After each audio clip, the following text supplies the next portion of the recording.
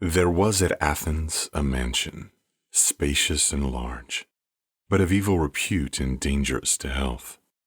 In the dead of the night, a noise, resembling the clashing of iron, was frequently heard, which, if you listened more attentively, sounded like the rattling of chains, distant at first, but approaching nearer by degrees.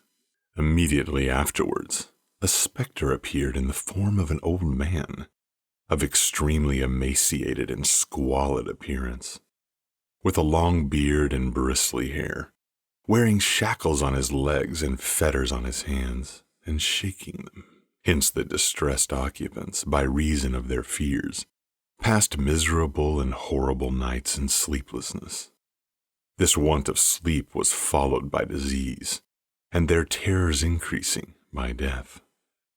Even in the daytime, though the spirit did not appear, yet the impression remained so strong upon their imaginations that it still seemed before their eyes and kept them in perpetual alarm. Consequently, the house was at length deserted and condemned to solitude, was entirely abandoned to the dreadful ghost. However, in hopes that some tenant might be found who was ignorant of the fearful curse attached to the house, an advertisement was put up, giving notice that the house was either to be let or sold. It happened that Athenodorus, the philosopher, came to Athens at this time, and, reading the bill, inquired the price. The extraordinary cheapness raised his suspicion. Nevertheless, when he had made inquiries and he had heard the whole story, he was not only not discouraged, but he was even more strongly inclined to rent the house, and, in short, did so.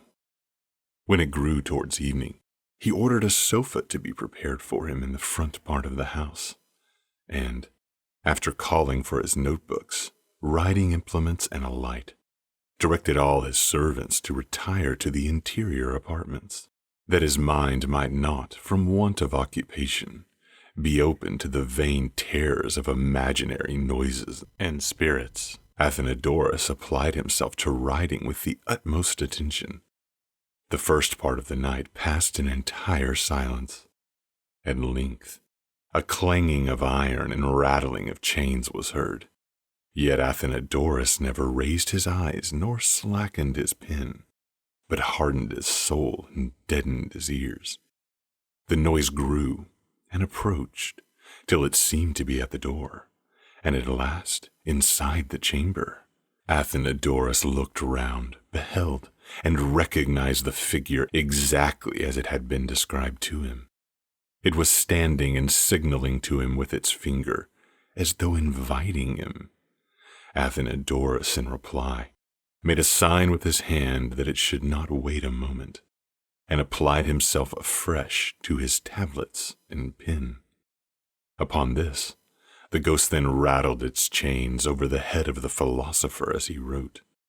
On looking round again, Athenodorus saw it beckoning as before, and immediately arose, took up a light, and followed it.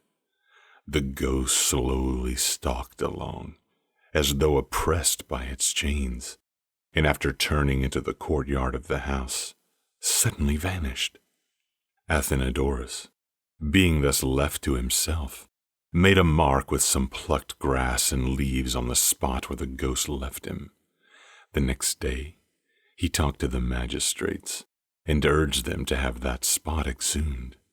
This was done, and there was found there some bones, attached to and intermingled with chains.